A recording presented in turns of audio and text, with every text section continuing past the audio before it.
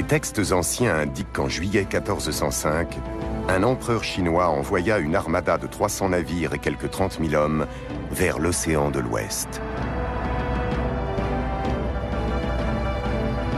À sa tête, le plus grand navigateur de tous les temps, l'amiral Zhang He.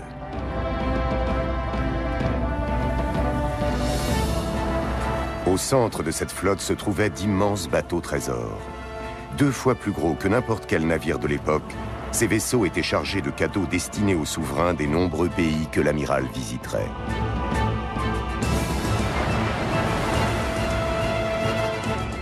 En l'espace de 3 décennies, Zhang He mènera 7 grandes expéditions vers des contrées aussi lointaines que l'Inde, le Moyen-Orient et l'Afrique, parcourant plus de 30 000 kilomètres. Mais quelques années après sa mort, les autorités chinoises firent apparemment détruire tous les documents en rapport avec ces expéditions et la Chine se ferma au monde. Aujourd'hui, 6 siècles plus tard, les historiens tentent de reconstituer l'histoire de Zhang He à partir de trop rares vestiges. Qui était cet homme extraordinaire qui a conduit une armada à travers la moitié du globe 80 ans avant que Christophe Colomb n'embarque pour l'Amérique? Et quel était le but réel de ces expéditions?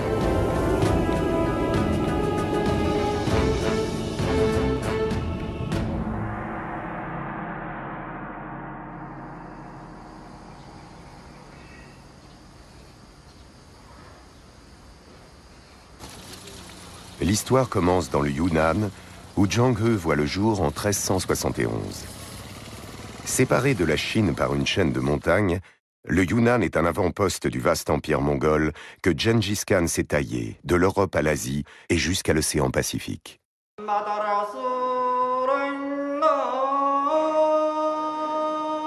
La famille de Zhang He a sans doute migré à travers le continent à mesure que l'empire s'étendait.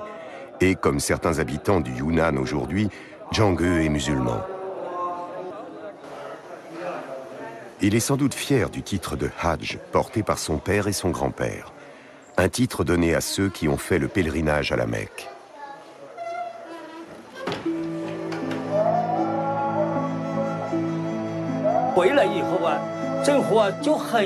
Quand ils sont revenus de la Mecque, Zhang He adorait écouter leurs récits.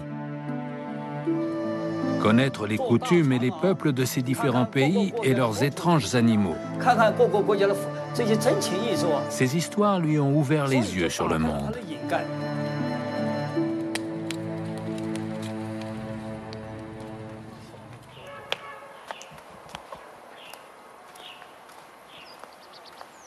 Il existe de nombreuses anecdotes transmises oralement sur Zhang He, mais les traces écrites sont rares. L'historien amateur Chu Kede étudie la vie de l'amiral depuis 40 ans. Le point de départ de ses recherches est une inscription commandée par Zhang He pour le tombeau de son père. Ce monument est resté ici pendant 600 ans, caché par la végétation. Sur cette tombe, il y a une inscription qu'il a fait graver pour son père avant de s'embarquer pour sa première expédition.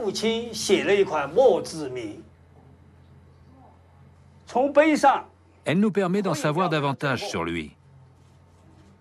Son grand-père était gouverneur du Yunnan et son père était un personnage de haut rang. Sa famille était donc riche.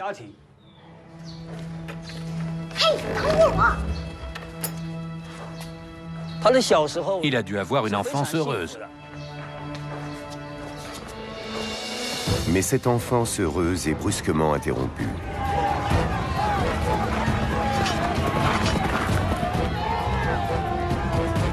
Surgit de nulle part, des soldats s'engouffrent dans son village, massacrant tous les habitants sur leur passage.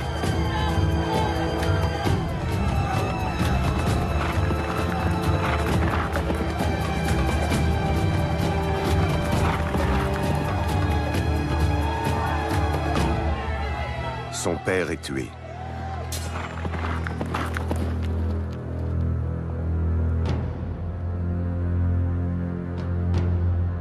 Nous sommes en 1381. Les assaillants font partie d'une armée de 250 000 soldats envoyé par l'empereur chinois dans le Yunnan pour chasser les seigneurs de guerre mongols et annexer la province.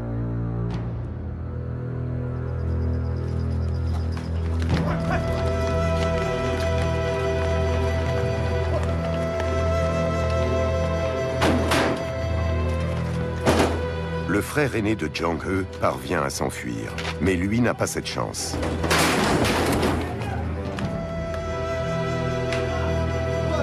Être fait prisonnier ouvrira au garçon de 10 ans des portes qui autrement lui seraient restées fermées. Mais l'époque est brutale et le prix à payer sera élevé.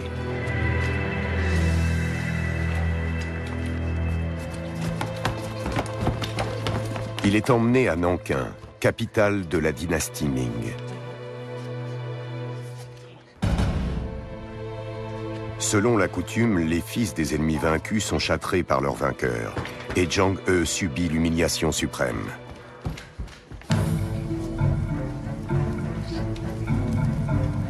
L'opération est pratiquée sans grand souci des conséquences. Le pénis et les testicules sont tranchés d'un coup, et un tube est ensuite inséré dans l'urètre pour l'empêcher de se refermer.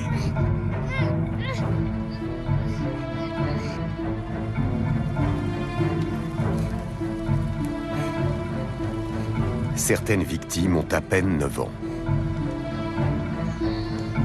La tradition exige que l'empereur soit le seul homme du palais, et il y a un besoin régulier de jeunes serviteurs.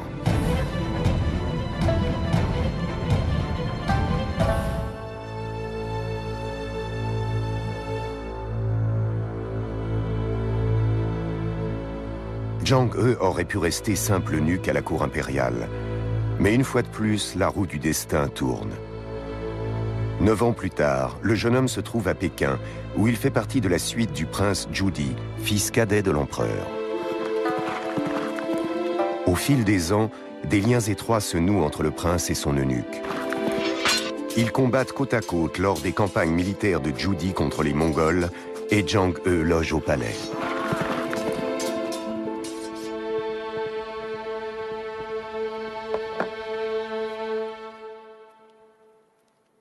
Zhuge II a passé des années à rassembler des reproductions et des anecdotes sur Zhang He pour en savoir davantage sur son héros. Zhang He a acquis de nombreuses connaissances pendant son séjour au palais. D'abord, il tenait compagnie au prince quand celui-ci étudiait, et il a ainsi accumulé un grand savoir. Ensuite, il a eu un tuteur, un moine du nom de Yao Guanshou. Enfin, étant proche de Judi, il a été en contact avec de nombreux dignitaires et il a beaucoup appris sur la vie politique du palais.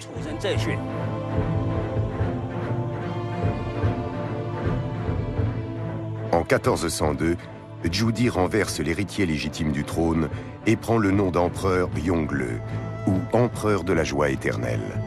Outrés, les mandarins refusent de le soutenir. Yongle nomme alors certains de ses eunuques à des postes clés.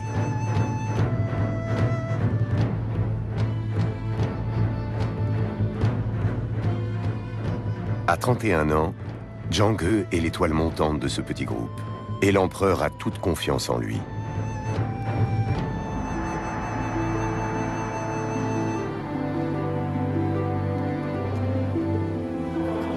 En 1405, Zhang He est déjà chef des serviteurs impériaux et directeur de la construction du palais. L'empereur le convoque dans la salle du trône pour lui présenter le projet le plus ambitieux qu'il ait jamais conçu.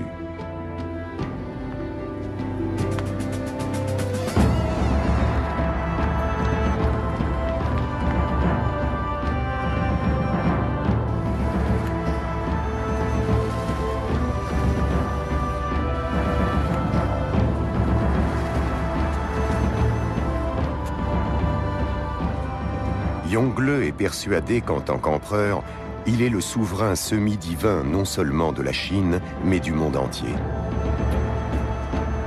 10 000 nations étrangères doivent bénéficier de sa bienveillance et de ses lumières, et lui prêter allégeance. Pour cela, il va envoyer une vaste armada dans ce que les Chinois appellent l'océan de l'Ouest. Et l'homme à qui il veut confier cet ambitieux projet n'est autre que son favori, Zhang He.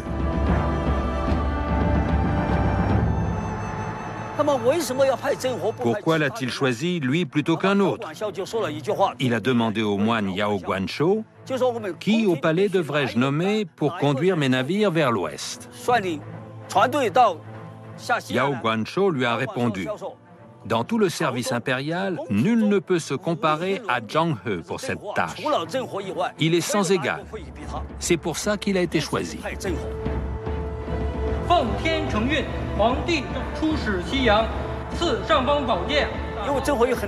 Il avait de nombreuses qualités. Il était grand, imposant et cultivé. Il connaissait l'arabe, le bouddhisme et le taoïsme. Il pouvait donc s'adapter à n'importe quelle situation. Un décret impérial ordonne la construction de centaines de vaisseaux de guerre et de majestueux bateaux trésors. Âgé d'à peine 34 ans, Zhang He va commander la flotte la plus puissante que le monde ait jamais vue. Une flotte qui va mener la Chine jusqu'aux confins du monde connu.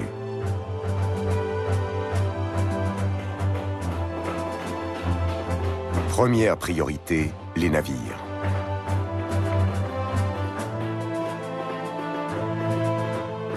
À partir de 1405, 1 millier de bateaux sont construits ou rénovés pour les missions impériales. Les chantiers navals de Nankin, les plus importants du pays, deviennent de véritables usines. Le recours aux cales sèches, 400 ans avant leur première utilisation en Occident, permet un rythme de production stupéfiant. La moitié des arbres du sud de la Chine y passent.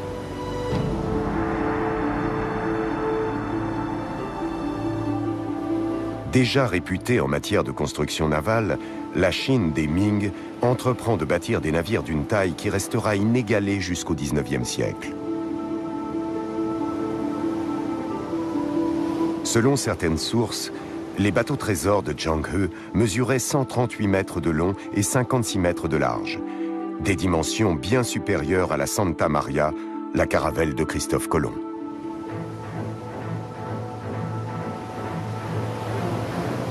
Ces immenses vaisseaux étaient de véritables villes flottantes.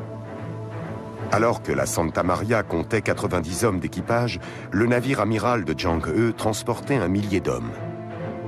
On trouvait également à bord des animaux, des provisions, des aquariums et d'énormes quantités de marchandises précieuses pour le troc, comme des porcelaines et des soieries. La flotte comprenait un grand nombre d'autres bateaux plus petits. Des navires de 100 mètres pour transporter les chevaux et le bétail. Des navires de 80 mètres pour transporter les graines et les provisions.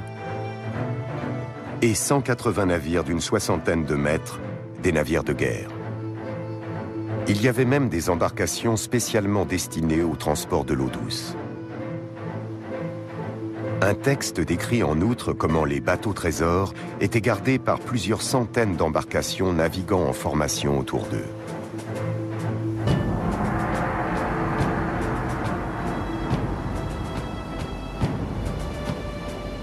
Zhang He a emmené avec lui un jeune traducteur musulman du nom de Marwan. En 1433, ce dernier publie un récit de ses années en mer, une chronique qui deviendra la principale source historique sur les pays visités par Zhang He et les peuples qu'il a rencontrés.